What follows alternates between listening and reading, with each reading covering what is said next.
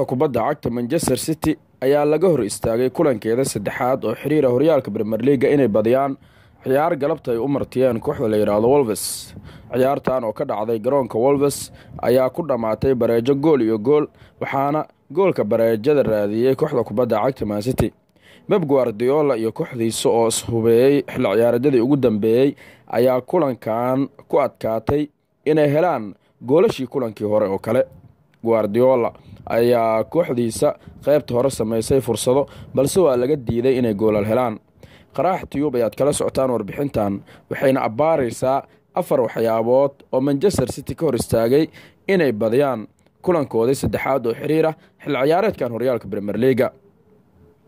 Saan hore idin la wadaagnay taariikhda kooxaha difaacanaya horyaalka marka ay la ciyaarayaan kooxda soo dalacday way ku adag tahay inay ka badiyaan, sidii ay la kulmeen Chelsea iyo Leicester City labadii xil ciyaareed ee la soo dhaafay. Haddaba waxyaabaha u sahlay Pep Guardiola in kulankan waxyaabaha ka hor istaagay tababare Pep Guardiola inuu badin waayo kulankan waxaa kow ka ah isku xirnaanta xidigaha kooxda kubadda cagta ee Wolves. Ciyaartoyda Wolverhampton Wanderers waxaa ku soo biiray ciyaaryahano wadawaaya araga kuwaas oo dhammaantoodii ku wanaagsan kubadaha dagaalka ah.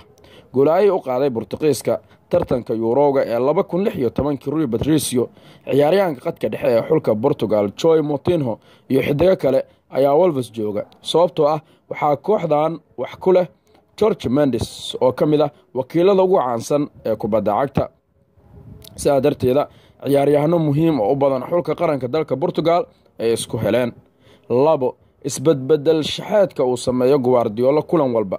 Guardiola tani markii uu bilowday xil ciyaareedkan horyaalka Premier League kuma soo galin hal shax iyo hal formasyon oo toosan.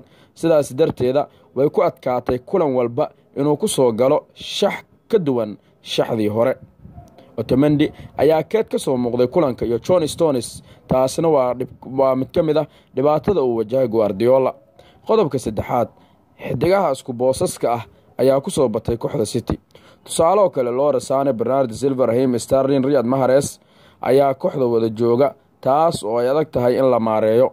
Guardiola ayaa kala dooran waayay 3 kulan ee ugu dambeysay oo ku jira kulanka maanta inuu saxo booskiisa garabka midig ama garabka bidix midka uu ka dhigi lahaa.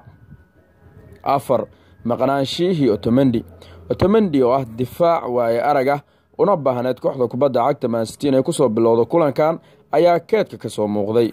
Laporte iyo sidoo kale xidiga lagu magacaabo Vincent Kompany ayaana difaaca ku soo bilowday, taas oo u fududeysay ciyaartoyda kooxda kubadda cagta ee Wolves inay weeraraan City. waad ku maasan tahay daawashada warbixintan. Fadlan subscribe channelkeena, like saar una share garay asxaabtaada. mahadsanid.